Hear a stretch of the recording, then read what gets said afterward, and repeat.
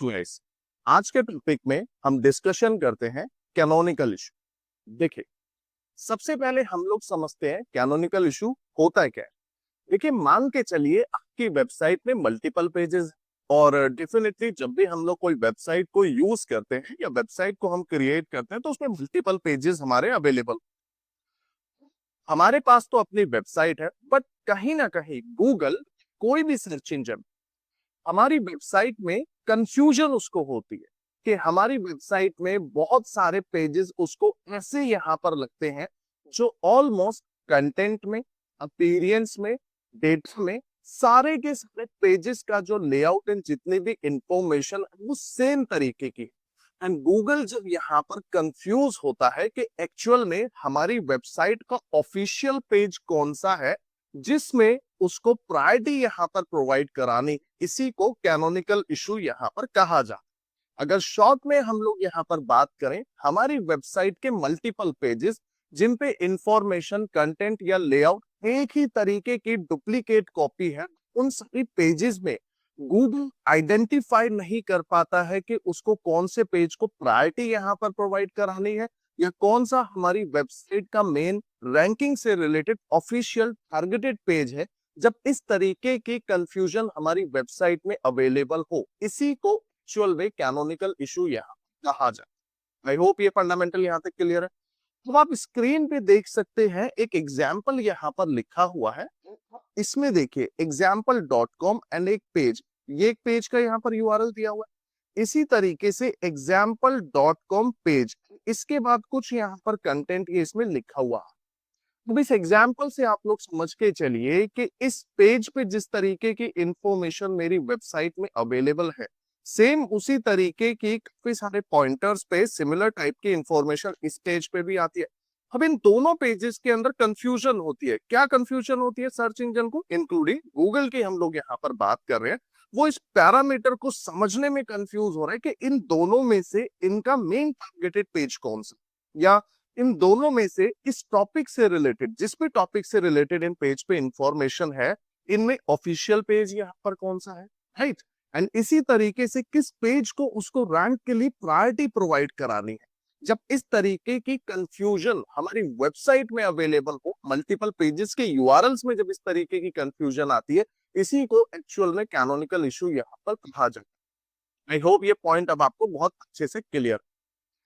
सबसे पहले हम एक एग्जांपल यहाँ पर देखते हैं कैनोनिकल इशू से रिलेटेड कि किस तरीके से सर्च इंजन कंफ्यूजन यहाँ पर उसको हो सकती है, एंड फिर इस इशू को हमें रिजॉल्व भी यहाँ पर किस तरीके से करना है, क्योंकि ये हमारी वेबसाइट के, किसी भी वेबसाइट के साथ में ये इशू अवेलेबल हो सकता है। देखिए, एक बात तो बहुत क्लियर थी जो हम लोगों ने प्रीवियसली एसईओ में भी डिस्कशन करा था, इंडेक्सिंग से रिलेटेड। और हमारी वेबसाइट की जितने सही पैमाने पे, जितनी जल्दी जल्दी वेबसाइट की इंडेक्सिंग और क्रॉलिंग होगी, उतना ही बेटर रिस्पॉन्स हमारी वेबसाइट को रैंकिंग के एस्पेक्ट पे मिलेगा सर्च इंजन से। इस इशू में भी जब वो क्रॉलिंग करने के लिए आएगा तो कहीं ना कहीं उसको कंफ्यूजन यहाँ पर होगी। कंफ्यूजन किस तरीके की यहाँ पर आ सकती है, उसको हम लाइव एग्जांपल से देखते हैं। देखिए, यहाँ पर मैं किसी भी टॉपिक से रिलेटेड पेज को ओपन करता हूं, जैसे मैंने टी शर्ट से रिलेटेड इस पेज को ओपन यहाँ पर किया। अब आप ध्यान से इस यूआरएल को देखिए। देखिए, जो कंफ्यूजन यहाँ पर स्टार्ट होगी ना, इस कंटेंट से नहीं होगी, या इस पे जितनी भी इमेजेस ये अवेलेबल है इन पे सेकेंडरी है, बट मेनली जो कंफ्यूजन उसको स्टार्ट होती है वो यूआरएल से होती है। क्योंकि इंडेक्सिंग के दौरान या क्रॉलिंग के दौरान जब भी गूगल या कोई भी क्रॉलर हमारी वेबसाइट को विजिट करेगा, वो सबसे पहले यूआरएल से ही प्रिडिक्ट करता है कि एक्चुअल में किस पेज से रिलेटेड ये यूआरएल है, या इस यूआरएल से रिलेटेड उस पेज पे क्या इंफॉर्मेशन अवेलेबल है। तो इस यूआरएल को ही वो प्रायोरिटी लेके चलता है। अब यहाँ पर यूआरएल क्या दे रहा है? myntra.com/mens-t-shirt, यहाँ पर ये कंटेंट इस पे प्रोवाइड करा रहा है।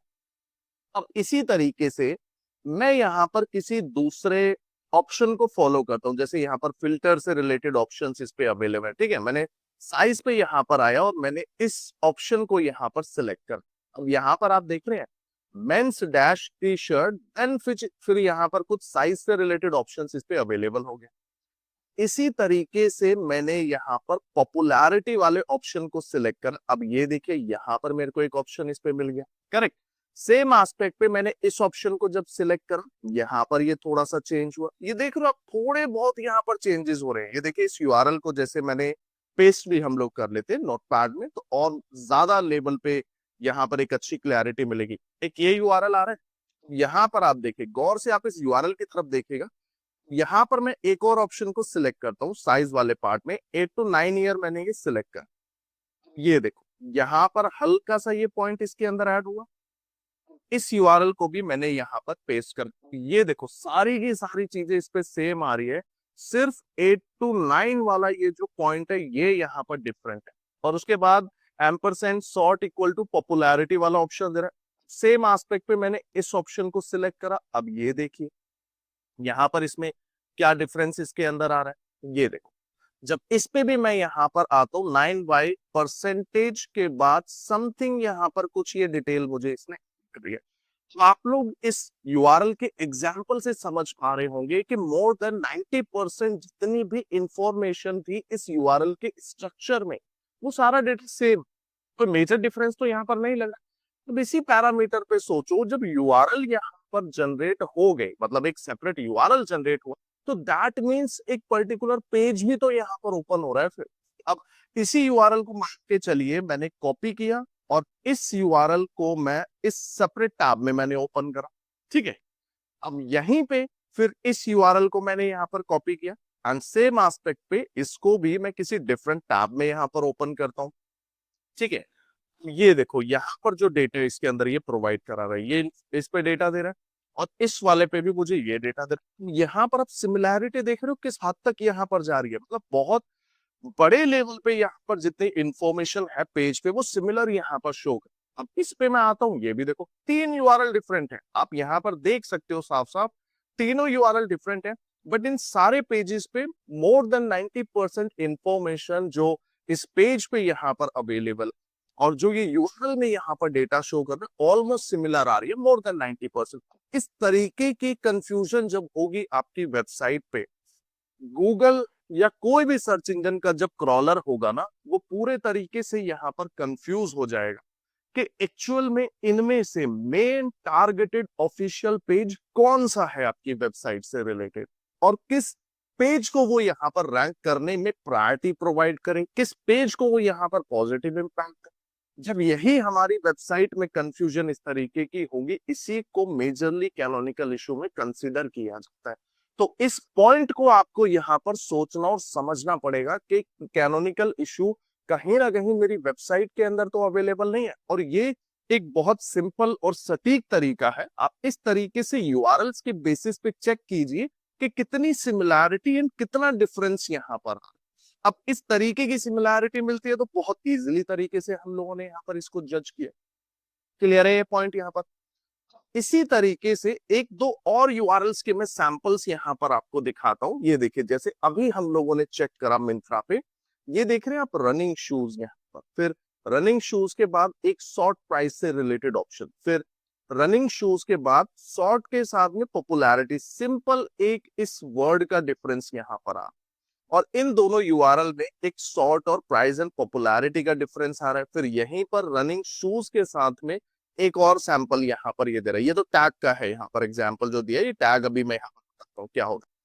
इस तरीके की कंफ्यूजन होती है कैनोनिकल इशू में, बहुत अच्छे डिटेल में मेरे ख्याल से अब आप लोगों को यहाँ पर ये समझ में आया, करेक्ट।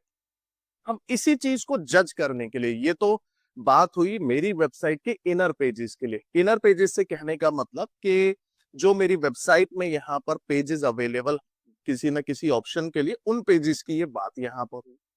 तो क्या ये इशू मेरी वेबसाइट के होम पेज में अवेलेबल हो सकता है या नहीं होगा, ये भी कहीं ना कहीं कंफ्यूजन होती है। और जनरली यहाँ पर ये चीज अवेलेबल होती है, हम लोग उस पर ध्यान नहीं देते हैं कभी, जब इस तरीके का डेटा हम लोग एनालिसिस करते हैं उसको बड़े डिटेल में हम लोग समझते हैं। एक ये वेबसाइट नाइट डेंटल ग्रुप, ये वेबसाइट आप लोगों को याद होगी, प्रीवियस वीडियोस में भी यहाँ पर हम लोगों ने इसको चेक किया। देखिए, आप सभी लोगों ने ना एक बिहेवियर देखा होगा यहाँ पर यूजर का, एंड इनफैक्ट ये बिहेवियर आप लोगों ने भी अप्लाई किया होगा। जैसे आप लोगों को किसी वेबसाइट पर विजिट कर तरीके से आप यहाँ पर टाइप करते हैं उसमें, करेक्ट। इसी तरीके से जनरली आप लोगों ने एक और बिहेवियर देखा होगा कि कभी कभी जो हमारे यूजर्स यहाँ पर होते हैं वो जस्ट सिंपल क्या करते हैं, abc.com लिखते हैं और इस तरीके से वेबसाइट पे विजिट कर लेते हैं। ये देखा होगा आप लोगों ने। तो यानी कि यूजर जनरली इस दोनों तरीके से कभी कभी वेबसाइट पे विजिट करते हैं और हम लोग भी इस तरीके से कभी ना कभी विजिट यहाँ पर करते ही करते हैं। अब ये जो दोनों यूआरएल्स के सैंपल यहाँ पर आपको दिख रहे हैं, क्या ये दोनों सिमिलर लग रहे हैं, डिफरेंट यहाँ पर लग रहे हैं? ऑब्वियस है डिफरेंट यहाँ पर लग रहे हैं। अब इनमें डिफरेंट क्या लग रहा है, www यहाँ पर। करेक्ट। याद करो यूआरएल स्ट्रक्चर वाली क्लास को जो ऑन पेज में हम लोगों ने पढ़ा था, एंड उसमें मैंने आप लोगों को बताया भी था कि www हमारी वेबसाइट के यूआरएल में ऑलवेज कनेक्टेड होना चाहिए यहाँ पर। करेक्ट है, ये हमारे स्ट्रक्चर का पार्ट था। कैनोनिकल इशू के एस्पेक्ट पे देखा जाए तो ये यहाँ पर www इसके साथ तो यहाँ पर आ रहा है, बट इस वाले पॉइंट पे तो www यहाँ पर नहीं आ रहा है कभी भी इसमें।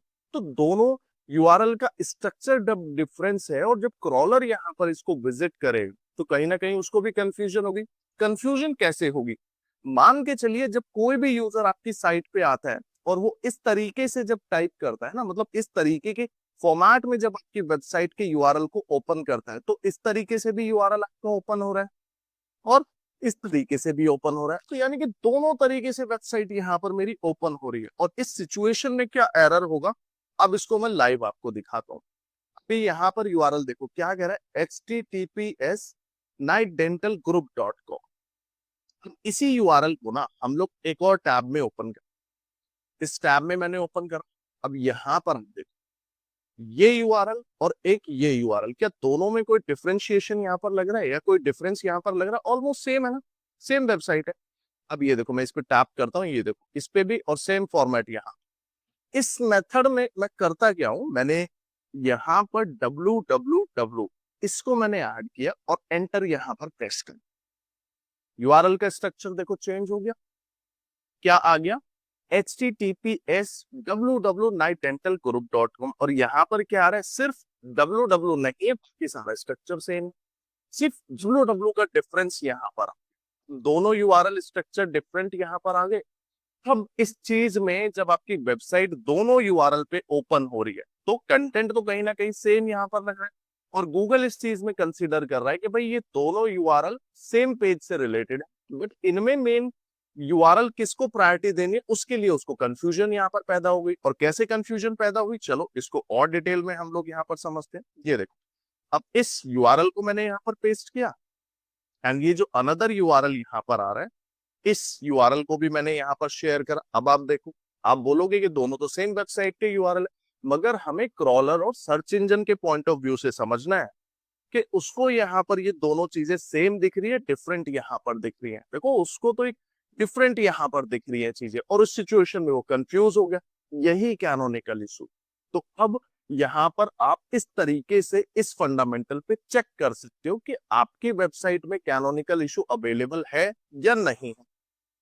अब मान के चलते हैं कि हम लोग किसी वेबसाइट पे वर्क कर रहे थे, कोई भी वेबसाइट थी, वो चाहे हमारी अपनी वेबसाइट थी या किसी क्लाइंट की वेबसाइट थी या हम लोग कोई फ्रीलांस पे यहाँ पर वर्क कर रहे हैं उसकी वेबसाइट थी यहाँ पर।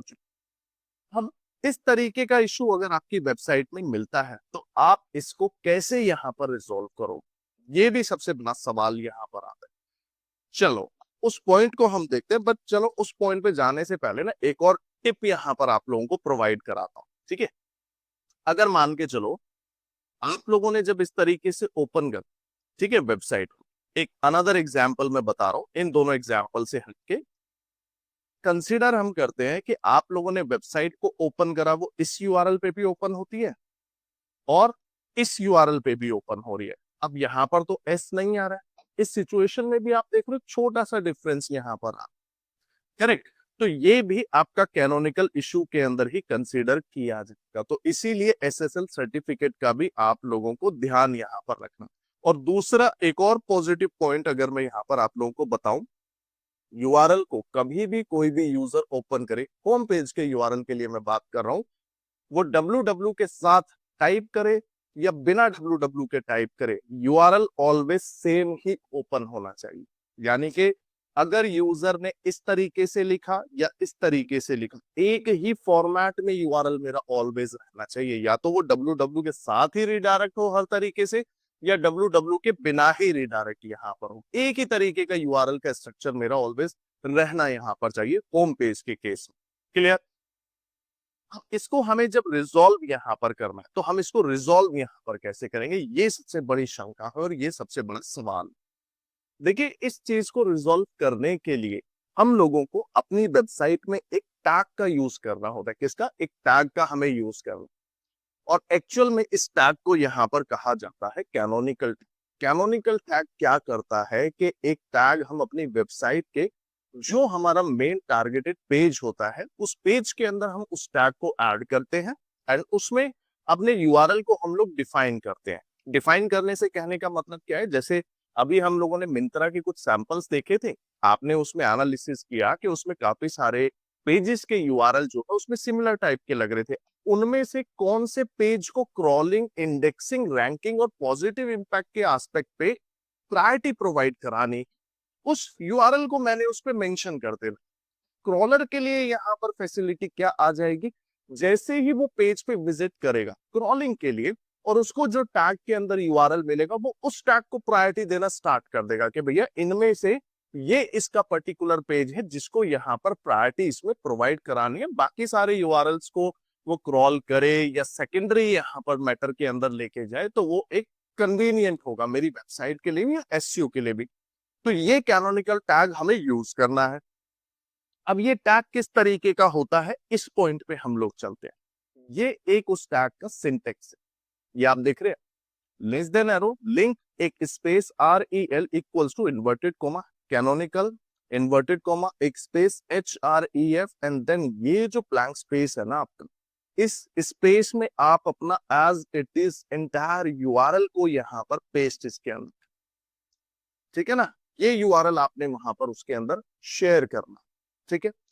कैसे इसको बनाएंगे, सबसे पहले तो ये टैग की हमें रिक्वायरमेंट होगी। चलो इस टैग को ना मैं अभी कॉपी कर लेता हूँ। ये टैग मैंने यहाँ पर कॉपी किया, ठीक है, और इसको मैंने नोटपैड पे यहाँ पर शेयर किया। अब इनमें से मान के चलते मेरा टारगेटेड यूआरएल कौन सा था, लेट्स से एग्जांपल ये वाला मेरा मेन टारगेटेड यूआरएल था।